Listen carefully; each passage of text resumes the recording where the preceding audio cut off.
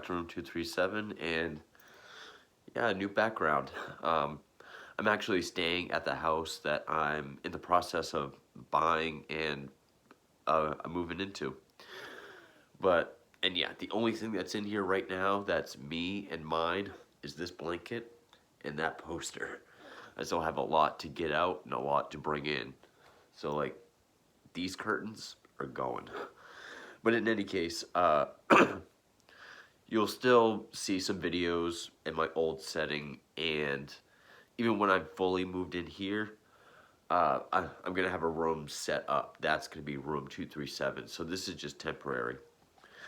But this is a very special video because this is a Giallo that I actually bought this quite a while ago. I bought this shortly after Christmas, and it just came in yesterday. And it's one I've looked for quite a while and could never find for a reasonable price.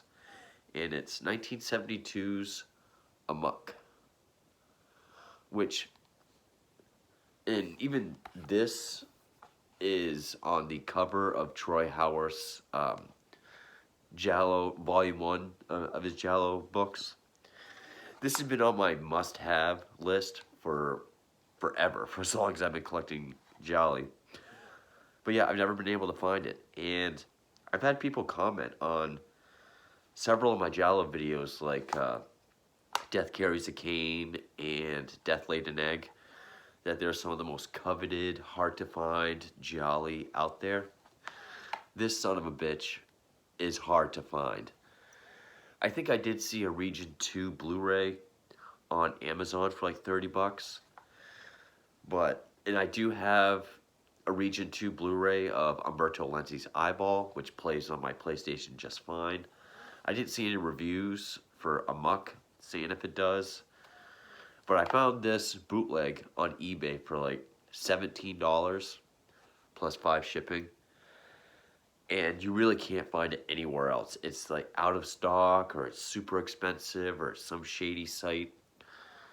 So I'm very glad to finally have this. And even though it's a bootleg, it looks and sounds great. It has a menu and everything. The packaging is not bad at all. It's uncut. So anyway, yeah, it's called Amuck, but the original Italian title is... I don't have Wi-Fi here, so I can't have my tablet open to Wikipedia or anything. But I think it's called In Pursuit of Pleasure, which I kind of works, but some of the working titles was Repetition of a Crime and Footsteps of the Killer. There is or was an 80-minute cut of this called Hotbed of Sex, which is a stupid title. I think Amuck works just fine. Yeah, this is 98 minutes, says uncut. I think I've seen it listed as like 101, 102 minutes. Actually, on the DVD player, it says it's at 100 minutes, 27 seconds, and I paused it where it says, end. It was directed by Silvio Amadio, if I pronounce that correctly, and I believe this is his only genre film. But it stars one of the queens of the genre, one of my favorite Giallo actresses, Barbara Boucher. I mean, Don't Torture a Duckling, Red Queen Kills 7 Times, which is a top 3 Giallo for me. Forbidden Photos of a Woman Above Suspicion, which is really good. This, Don't Torture a Duckling, if I didn't say that already. I think I did. I'm really tired. I've been up quite for a few days trying to get this all set. Also, Rosalba Neri, who was in Slaughter Hotel. She was in the French Sex Murders. She's been in a lot of Italian films. And Farley Granger, who was not only in Strangers on a Train by Alfred Hitchcock, but also my second favorite Hitchcock film ever, behind Psycho, Rope. He would also go on to be in the Giallo films, What Have They Done to Your Daughters? So Sweet So Dead, which I have reviewed. Also, Rosalba Neri is in Smile Before Death, which I do need to see. Farley Granger was in The Red-Headed Corpse, which I do need to see. And he was in the slasher film The Prowler. And I really liked this. I thought this was really good. The only issue I would say would be the pacing. I mean, it got to a point where I thought it was getting ready to wrap up, and I looked at the DVD player and I realized we're only an hour in. So I'd say the pacing is a little slow at times. Another really solid performance by Barbara Boucher. I might still say Red Queen Kills Seven Times or Forbidden Photos is her best performance, but this one is up there. Also, this has one of my sorry, my nose is running. Yeah, allergies even here. I think it's because my blanket still had like dog hair on them, so it's still affecting me even in this clean house that is not contaminated.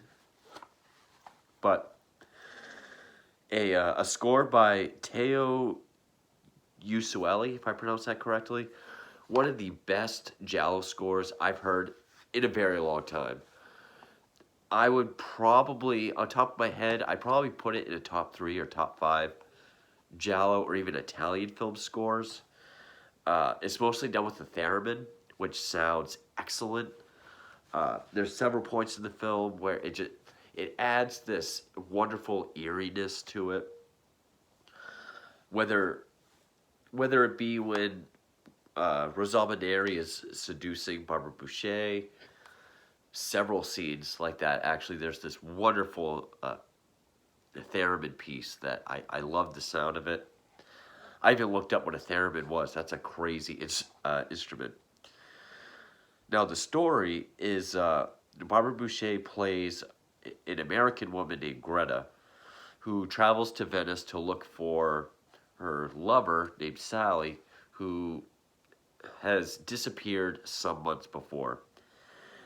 And she ends up being a secretary for this writer named Richard Stewart, played by Farley Granger, whose wife,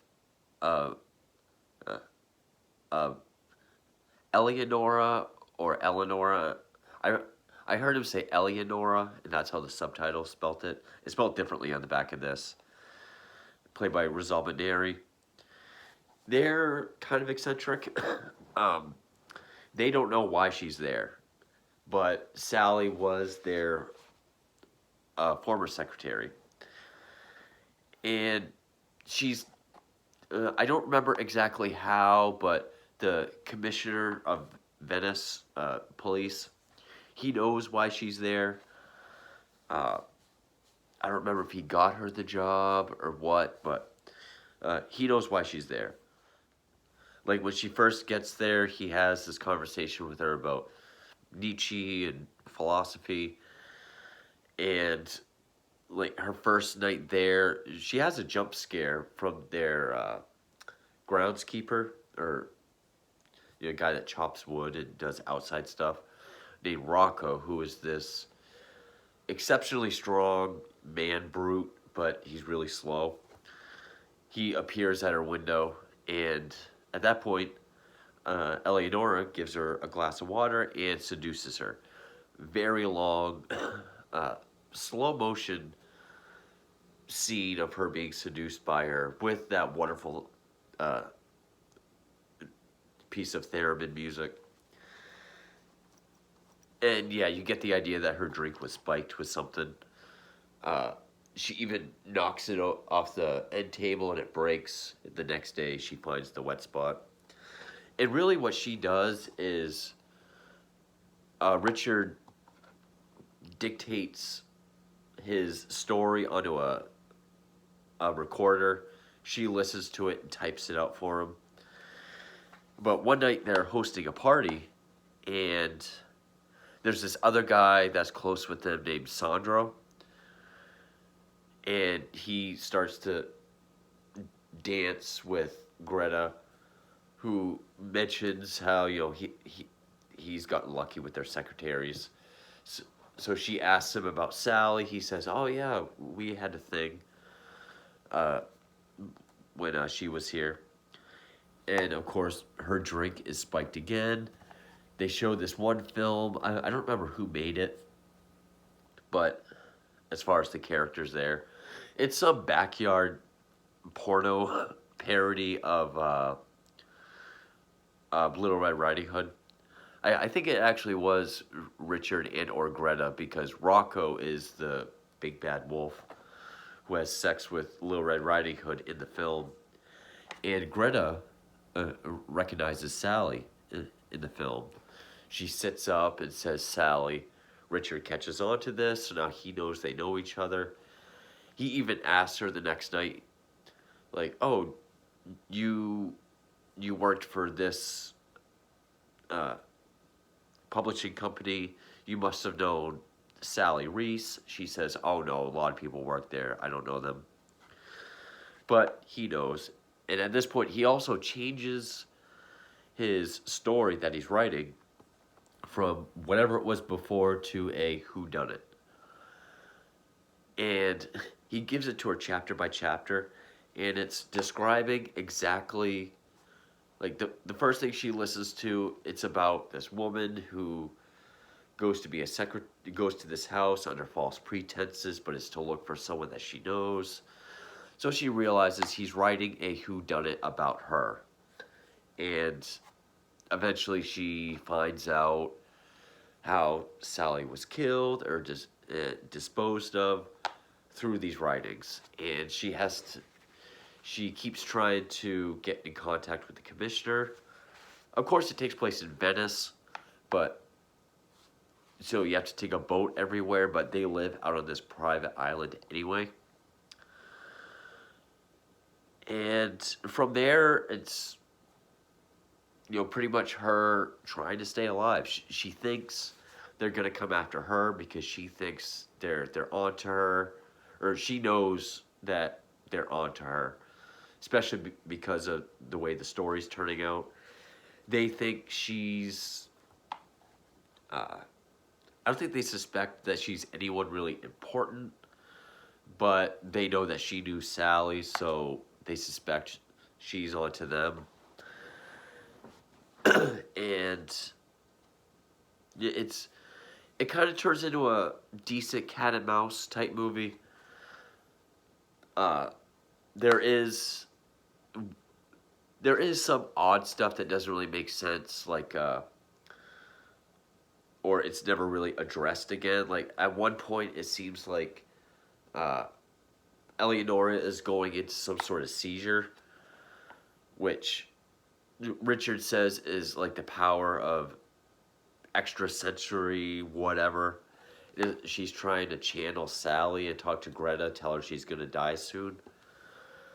But again, I don't think that's true. If I remember correctly, I think Eleonora is an actress, and that's one thing that Richard is attracted to her by. Like, he tells Greta he's attracted to, like, how she can play different people, and he sees it as deception, and he likes that. But one of the most tense moments is when they take her on a hunting trip, because Eleonora is this amazing shot. They go quail hunting, which there is some animal deaths. The quail shooting isn't too bad. You see him shot from a distance, but Rocco does nail an eel to a work table and cut it open while it's still alive.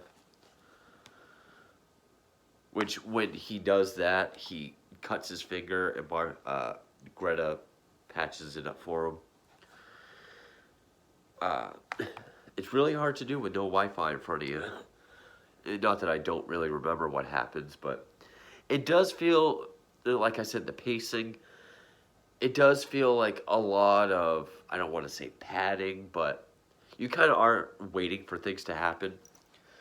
Like, at one point, because Richard and Eleonora and the Sandro guy are always going to the city and leaving Greta behind to type. She does go snooping around at one point, ends up down in the wine cellar that's locked. The butler unknowingly, he goes down to check out a noise and unknowingly locks her in there. So she has to break out some other way that's padlocked from the inside. But of course, Richard finds out about that. Then you have that episode of channeling Sally and extrasensory powers or whatever. And they take her on a quail hunting trip, which by this point, Greta has, well, actually, and she tries to shoot some quail, but her rifle won't fire. And, Eleonora is firing directly at her. And she has to run through all these reeds. And she ends up in quicksand. Or if it's not quicksand, quick mud or whatever. And then the commissioner comes out of nowhere and is able to save her. Mainly because Richard shows up and he's got both rifles, so he tosses one to the commissioner. He's able to pull her to safety. And, of course, everything is, what's the word I'm looking for? Circumstantial. Like, when she tries to show him either the stuff she typed or the tapes he left her, she can't find them. When she says that her rifle wouldn't fire, Richard tells her that her safety was on, and it's impossible that Eleonora could have missed if she was shooting at her because of her reputation as a shooter. So it just looks like it's just her suspicions, and the commissioner doesn't really believe her. There's not really much more I can say before getting into spoilers, but this actually is a pretty good Giallo. And this is known as one of the, what Troy Howard says, sexy, trashy Giallo. Of course, they would get sleazier and trashier as the decade went on with the sort of downfall of Giallo and the rise of pornography. But at this time, 1972, which is my favorite year for Gialli, the Argento formula is what the genre was really building off of and trying to recreate. But you did have ones like this. Like, I wouldn't say it's as sleazy as, say, Slaughter Hotel, which came out around the same time, 71, 72. But, and, like, I do like sleaze, but sometimes it can go a little far and just kind of, when that's all the movie is, like Play Motel, I lose interest. I think this was a good balance of being fairly sleazy, or pretty sleazy. But I enjoyed all the performances, especially from Barbara Boucher. Loved the theremin score by Teo Yusueli. I did like the story. I liked how it unfolded. Other than that, yeah, there's not too much to say about it. It was worth the wait. I did enjoy it.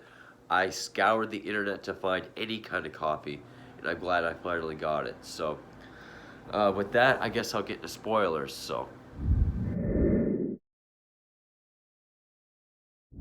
the commissioner pretty much says there's nothing he can do for her, but he'll stop by the next day. And was that before? Well, so Richard tells Greta that he thinks he's fallen in love with her. She asks about Eleonora, and he pretty much tells her that he admires her for like being an actress, which is why I think he doesn't say actress, but he talks about how she can split her personality and use deception to be someone else. So I think he means actress. But then she asks how Sally died. And so he tells her. But what he tells her is that he and Eleonora like to play these sex games where, like, she'll have sex with Sandro or Rocco, and he'll watch. It doesn't really say if he. It shows Sally naked, like holding onto his leg while he's smoking and watching. It doesn't really say if he has sex and she watches, but there's. And the night Sally died, Rocco was the guy that was there, and he, because of his strength, he was a little too rough. Eleonora tried to pull him off of her. He knocked her out, and he killed Sally. Strangled? Yeah, strangled her. And because he's a famous writer, her death would have caused a scandal. So, I think he said he had the butler dispose of the body. At this time, a body is found in the lagoon, just as she had suspected, and as was told in his new story. Said that an oarsman had brought the body of this young girl out beyond the reeds, tied her to an anchor, dumped her over. And now it's in all the papers that the body of a young woman was found, but she's not identified yet. So now, Richard and Eleonora, they think they have a problem. And after Richard gives Greta this story of what happened to Sally, she totally believes that he was innocent. She even tells the commissioner, like, hey, we should back off. It's not what we think. Because she wants to protect him and his reputation. But he says he's going to London for a few days, so she sees him off on the train, as does the commissioner who was following. Commissioner comes up to her and says, hey, even though you're telling me to back off, you're playing a dangerous game. We don't know who this girl is yet, but we think it's her. And that night, Eleonora brings Rocco inside. She tries to seduce Greta and get Rocco to have sex with her. She thinks it sounds a lot like the story that Richard told her about Sally. But then Richard pops in. He lied about going to London. He just used that as an alibi because the commissioner was watching. And he lied or left out a detail about the night Sally died. He was there. He watched it happen. But now their alibis are airtight. Also, their butler was killed. He had, I think it was like a letter opener or something through his throat. It's not a gory or bloody movie. It's definitely, you only get a couple scenes with a little blood. It's definitely more about the sex and the nudity than it is about any of the violence. So they're getting Rocco crazy drunk and trying to get him to have sex with Greta. So he'll use, because he's dim and strong, that he'll just kill her, of mice and men style. And then he can take the blame. They wanted to look, because the butler was going to blackmail them, they wanted to look like he attacked. He tried to rape Greta. Eleonora tried to stop it. He attacked her, or the butler tried to stop it. He killed the butler, and he'll be put away forever. But as he's starting to rape her, he looks at his finger and realizes, this is the pretty girl that helped me when I cut my finger. She reminds him of it, and he just stops. And so then Eleonora gets pissed, starts to slap him, and he just keeps pushing her away. He slaps her, throws her into the mantle, which when she hits the mantle, it does kind of sound like foam or cardboard, but hits her head on it. She dies. So then Richard grabs a knife, or kind of looks like a letter opener as well. He runs at Rocco with it, but Rocco grabs his arm and turns the knife on Richard himself. Then he dies. And then the very last scene is just her getting back on the train to go back to America. The commissioner tells her that Rocco is getting psychiatric help.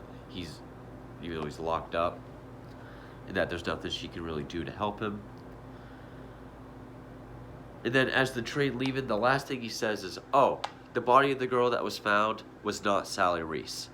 And then it just shows the train pull out, and it just says, how do you pronounce that? Finn or Finny, however it's spelled in Italy. It's spelled fine, but I know some countries it's Finn, but the end. So even after all that, still doesn't quite know what happened to Sally, and she never will now. But yeah, I thought this was a very solid story. It doesn't have a lot of twisted turns, and there's really no red herrings. You pretty much know it's either going to be Richard, Eleonora, Rocco, maybe the butler, or any combination of them. So, but it does build a strong enough mystery, even with just those four characters. It doesn't really have any misdirects as to who it could be. No red herrings. You're really the only real twist or revelation is just figuring out how it happened, which I don't really recall too many Gialli playing out like that or specifically like that, but it was enough to kind of keep you guessing up until the end. And as that final rape scene between Rocco and Greta, I was kind of wondering if she'll be saved by him remembering who she was with, him cutting his finger. Because I figured that had to be foreshadowing something. But yeah, other than I would say the pacing is really the only issue with this. It looks good. It's well shot. All the performances are pretty well done. Sure, some of the writing, it may be the whole thing with her extrasensory powers was part of her acting, because when she channels Sally saying that, "Greta, you're gonna die soon," it was the night before their hunting trip to make it look like an accident. So maybe they're just toying with her, because it does show that Richard does have kind of a sick side. He does like to deceive and play cat and mouse. He does think he's of a superior mind. He he does say a couple times, the perfect crime is possible for a superior mind. I would say the best aspect about it is the score. I loved the score, especially those one or two theremin pieces. I think are it's some of my favorite pieces of all Gialli that I've heard so far. One of my absolute favorite Giallo scores so far. Or especially pieces. There is one piece in Strip Nude for Your Killer that I can't find anywhere. Is during the strip club scene, like the first strip club scene. And I believe that was Bruno Nicolai. But, that piece along with this piece with the theremin are some of my favorite musical pieces in Giallo. But yeah, still a very solid film. If anyone can find it, I probably wouldn't watch it on YouTube because I feel like it's gonna be cut quite a bit. But yeah, I know a lot of people are snobs and don't want bootlegs, but even if you find one like this, it's, it still looks great. It sounds great. You get it all uncut. It says full screen, but it looks like it's presented in widescreen. But yeah, well worth the wait. I'm glad I finally got to check this out. Pretty solid Giallo. Would it be in my top 10? Maybe not. Would he be in my top 20? Yeah, I think so. I mean, I always like ones that do different things with the formula. I mean, like I said before, there's no way that it's going to be a random person is going to be the killer. You know, it's going to be one or more of these four characters. Yeah, so it plays with the formula a little bit, but it's still a very solid Giallo. So, yeah, Amuck 1972. I really enjoyed it. I'm not sure when I'm going to be back in my usual setting. I might be here for the weekend. I'm not sure. But yeah, I'm going to try to get this set up as much as possible so it looks more like me, and try to get that guest room set up so I can have my official new room 237 set up. But yeah, since this is the case and I don't have Wi-Fi, I will get to the new Chainsaw Massacre when I can. I will do the Q&A when I can. But until then, just stay tuned for whatever I put out. I'm not sure how frequently it will be while I'm here. But thank you for watching, and